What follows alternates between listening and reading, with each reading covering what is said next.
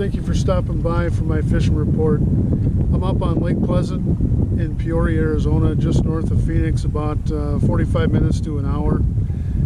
Real nice day today. It's April 17th. I got on the water about 6 a.m. or so. Right now it's about 11:30, 12 o'clock. So I've been out for about 5 hours, 5.5 hours, and it's been a decent bite. The bite was definitely really good early. Most of my fish have come from, off the bank to about 10 feet of water today. I started with a reaction approach, and I stuck with it all morning. Really didn't have to go with a finesse approach. I actually tried drop shotting a little bit, but most of the fish were in a reactive state. So a lot of the fish have moved up shallow. As far as I can tell, water temps are anywhere from 65 to 67, and we're kissing 70 degrees here midday. So the bite has been good. I had a decent morning. I'll go through a few of my rigs that I was successful with so far today. Like I said, a lot of the rigs I had the best success with today so far were reaction baits.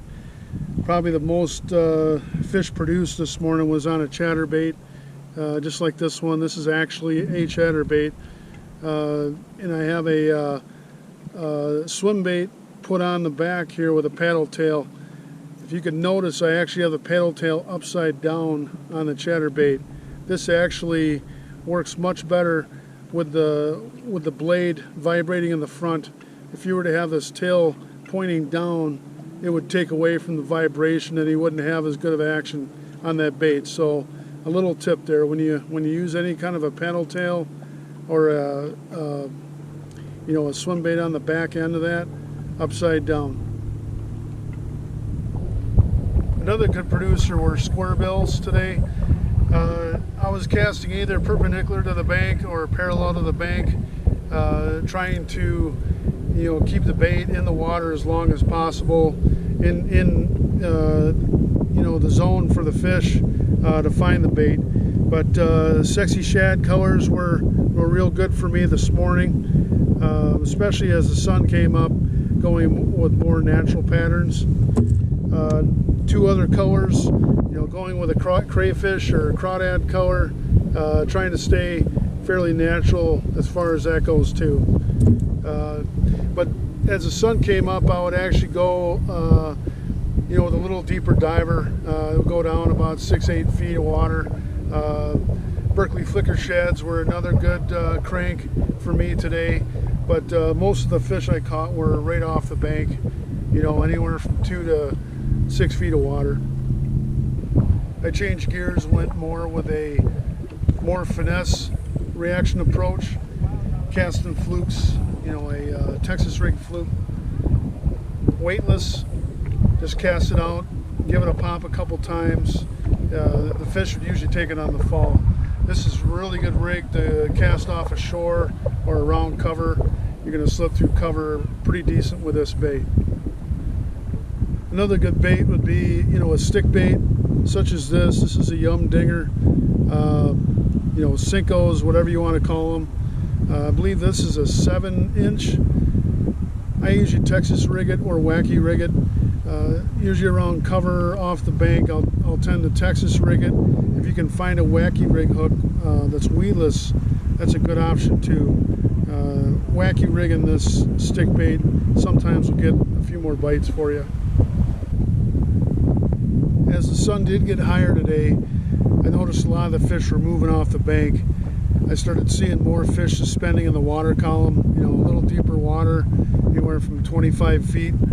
So I actually changed gears again and started casting out a swim jig such as this. I actually have a Kitech paddle tail on the back of this. Counting this down to about where the fish were. To be honest, I got a lot of short strikes, so I might downsize to a smaller paddle tail. I believe this is a 4.5 inch. Might go down to a 3-inch on that one. Another bait I really like are underspins, such as this. This is a smaller Kitech. You can see it's got a blade below the jig head. This is an excellent rig for suspended fish.